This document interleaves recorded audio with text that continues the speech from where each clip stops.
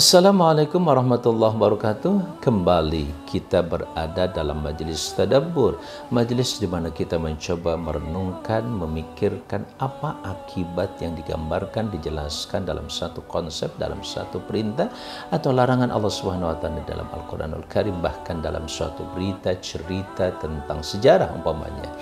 Nah, dalam tadabbur ada yang disebut dengan, atau tahapan tadabbur, saya ingatkan kembali, dengan fiqhul lughah, memahami kata demi kata, dan itu bagian dari pengetahuan faktual. Secara faktual dijelaskan tentang fakta-fakta kehidupan, siapa pencipta, siapa yang diciptakan, apa saja yang diciptakan, untuk apa, dan lain sebagainya. Dan kasat mata terlihat oleh kita ketika Allah mengangkat sebuah kata tentang alam. Ya, inilah alam. Dan bagaimana ketika bicara tentang wal jibal, ya, wal jibal, dan gunung-gunung, kita juga bisa melihat. Jadi sangat faktual pengetahuan Quran. Yang kedua adalah pengetahuan yang disebut dengan pengetahuan konseptual dari peristiwa-peristiwa yang terjadi kemudian masuk di pikiran kita jadi konsep, jadi gambaran, potret. Oh, nggak ada di depan mata kita gunungnya, tapi setiap kali disebut gunung langsung tergambar. Nggak ada di depan kita yang namanya laut, tetapi setiap disebut laut sudah tergambar, terkonseptualisasi apa yang ada dalam kenyataan menjadi suatu konsep dalam pemikiran kita. Dan pengetahuan yang tidak kalah penting adalah prosedural, ya, atau pengetahuan konseptual. Berikutnya pengetahuan prosedural. Prosedur bagaimana alam ini diciptakan, terciptakah dengan sendirinya atau mustahil, ya, tetapi pasti harus ada yang maha menciptakan. Prosedur penciptaan seperti apa, bahwa ilmu sang pencipta itu pasti tidak ada yang perlu diragukan. Itu juga merupakan proses metodologis yang menggambarkan prosedur penciptaan dan hubungan menciptakan dengan keilmuan atau dengan mengetahui, sehingga kita memastikan sumber pengetahuan yang paling objektif adalah dari yang maha menciptakan. Itu yang paling objektif dan tidak terbantahkan, bahkan sudah menjadi aksioma, artinya tidak perlu diperdebatkan hamba-hamba Allah. Nah, begitu hanya dengan istilah metakognitif, tingkat pengetahuan tertinggi di mana kita bisa mengontrol apa yang kita pikirkan. Tadabbur mengajarkan itu pula. Pada saat kita sedang merenungkan kata demi kata, kita terus mengontrol apa yang kita sedang pikirkan.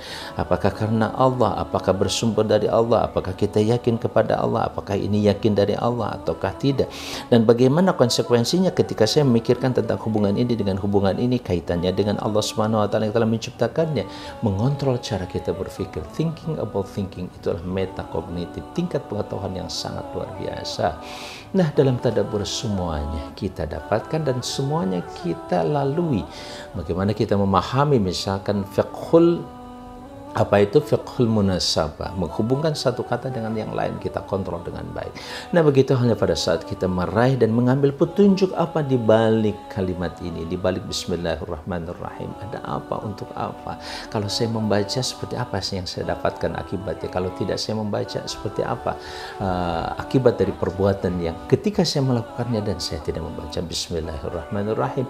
Nah, begitu halnya dengan surah Al-Alaq, kita akan mendapatkan sejumlah inspirasi dan informasi yang begitu luar biasa, baik itu bentuknya pengetahuan faktual tentang bagaimana manusia diciptakan dari apa dan bisa terlihat oleh kita hari ini, dan yang kedua juga pemahaman dan pengetahuan yang bersifat konseptual, bagaimana Al-Quran menjelaskan kepada kita tentang konsep-konsep hidup, termasuk yang belum pernah kita lihat. Misalkan Al-Qalam, saat ini konsep Al-Qalam mungkin terlihat adalah pena biasa, tapi ternyata hari ini pena bisa ditransformasikan dalam bentuk pena-pena elektronik yang bisa menulis dalam waktu cepat, hanya dalam beberapa detik atau beberapa menit saja.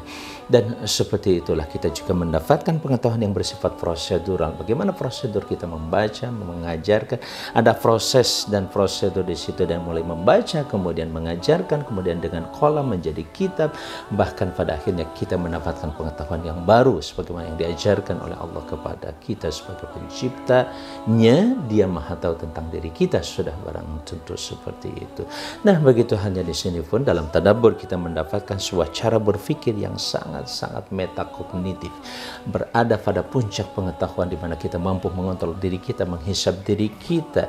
Kita sedang melakukan apa, dikontrol oleh pikiran kita. Bahkan sedang kita berpikir pun kita dikontrol bagaimana cara kita berpikir yang positif.